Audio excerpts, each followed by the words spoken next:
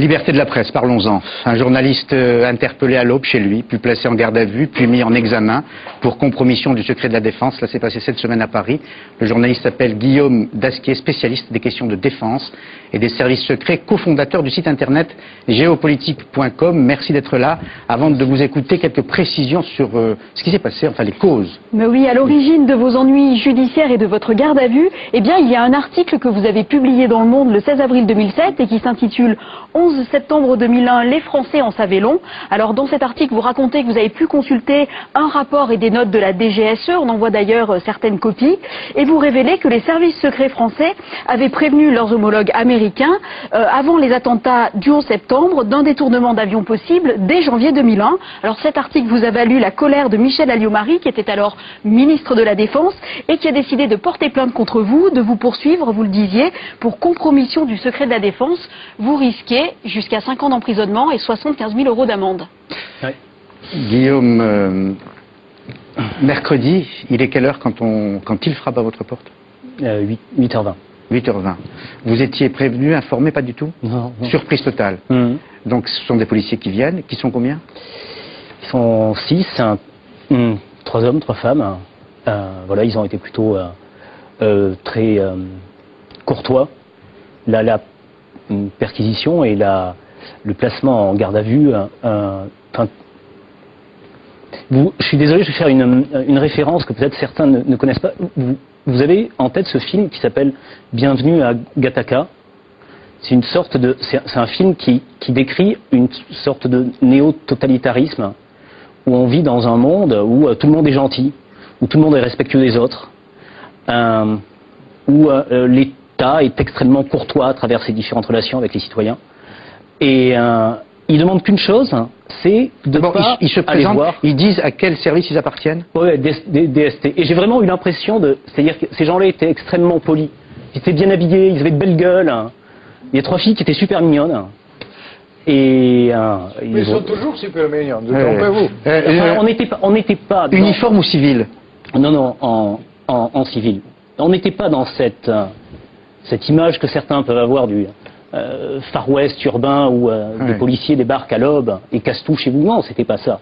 C'était extrêmement urbain. Alors urbain, l'urbanité a duré combien de temps, par exemple, pour Alors la ça a duré perquisition? 5 heures à mon domicile. Les enfants étaient là, vous avez des enfants? Ouais, j'ai vraiment pas envie de parler de ça parce que je pouvais pas en parler longtemps, calmement, donc voilà. Et ensuite, on a... Donc perquisition en votre présence. Ouais, Ils cherchent quoi? Voilà.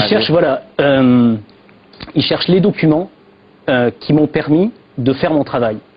Moi, je suis journaliste d'investigation spécialisé sur la raison d'État parce que je pense que dans une démocratie, dans une bonne démocratie, c'est important que des journalistes d'investigation travaillent précisément sur la raison d'État. Vous êtes un excellent journaliste. Moi, je vous écoute depuis longtemps, je vous le dis. Merci. Et vous êtes très bien informé, vraiment. Merci. Apparemment, ça devient un délit. Beaucoup venant de vous.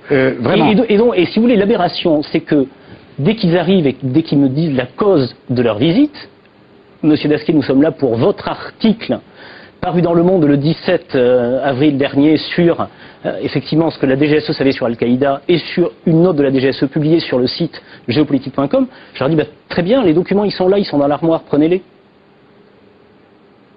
Et ensuite, ils me disent, est-ce que vous avez d'autres documents qui peuvent être classifiés confidentiels défense? Je leur dis, j'ai plein de documents sensibles, bien sûr.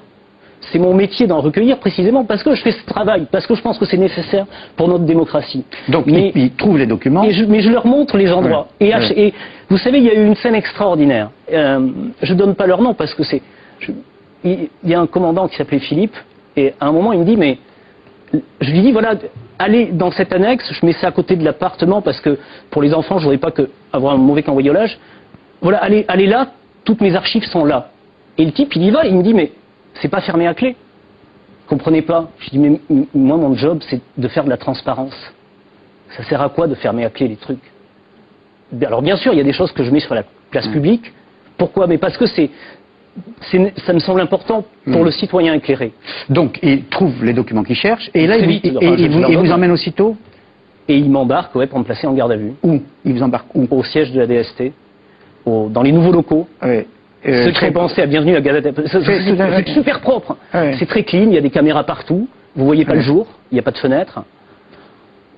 Donc ils arrivent à 8h du matin, 8h20 8h20, à partir de 13h, si 13h, je bien, voilà. traverse Paris, toute sirène hurlante. Ah, les sirènes aussi. Ah non, là, ils vous font le cinéma, quand même. Les sirènes, c'était nécessaire?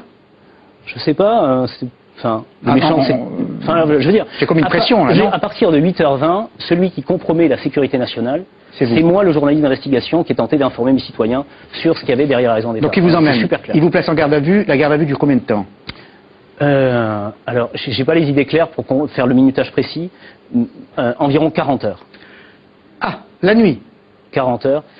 Et vous voyez, ce qui est scandaleux et ce qui m'a bouleversé et ce qui me met dans cet état qui est, je crois pas le mien naturellement, c'est que il y a, les gens ne le savent naturellement peut-être pas, mais il y a un principe très important dans notre démocratie, c'est que les journalistes ont le droit de protéger leurs sources. C'est écrit dans notre droit. C'est pas les gens parfois croient que c'est une coutume. Non, c'est dans notre droit. C'est l'article 109 du Code pénal. Si vous le permettez, on va le préciser parce que la presse, Dieu merci, même si certains journaux de 20h n'en ont pas du tout parlé vendredi. Moi, j'étais très surpris.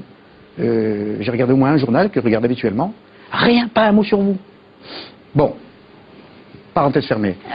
Donc sur l'article 109, là, alors je dois dire quand même que la presse est mobilisée samedi avec Reporters sans frontières qui a dénoncé ces procédés abusifs inédits en France, avec le syndicat national des journalistes, le forum des sociétés de journalistes, le syndicat des patrons de presse aussi, qui ont dénoncé ce qu'ils appellent une censure moderne et qui ont rappelé alors cette nécessaire protection des sources. Article 109. Alors justement, l'article 109, que dit-il? Il dit que tout journaliste entendu comme témoin sur des informations recueillies dans l'exercice de son activité est libre de ne pas en révéler l'origine.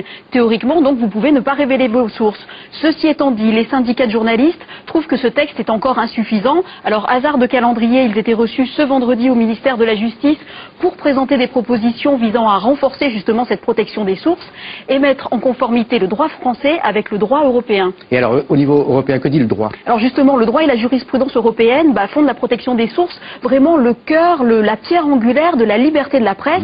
La France n'est pas un très bon élève. Elle a été condamnée à plusieurs reprises par la Cour européenne des droits de l'homme pour justement non-respect de la protection des sources. On peut signaler pour terminer que la Fédération européenne des journalistes a publié un communiqué justement vendredi suite à votre garde à vue pour dire qu'il était urgent de renforcer la législation en France. Alors, vous connaissez cet article. Quand ils vous demandent de citer vos sources, vous leur opposez l'article, ils répondent quoi? Attendez, ça a été tout de suite, on était dans une dimension beaucoup plus incroyable. C'est-à-dire que très vite, ils ont compris que j'opposerais naturellement l'article 109. Et donc, au soir de ma première garde à vue, qui a débarqué dans les geôles de la DST où je me trouvais?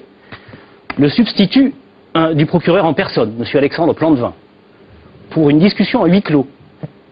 Alors, je ne suis pas familier avec l'institution judiciaire, enfin bon, en tant que journaliste, je connais un peu, mais je ne suis pas avocat, vous voyez. Mais je me disais, tiens, je crois que c'est curieux. Je ne pense pas que tous les gardés à vue reçoivent la visite personnelle du substitut du procureur. Et on s'est enfermé dans une pièce,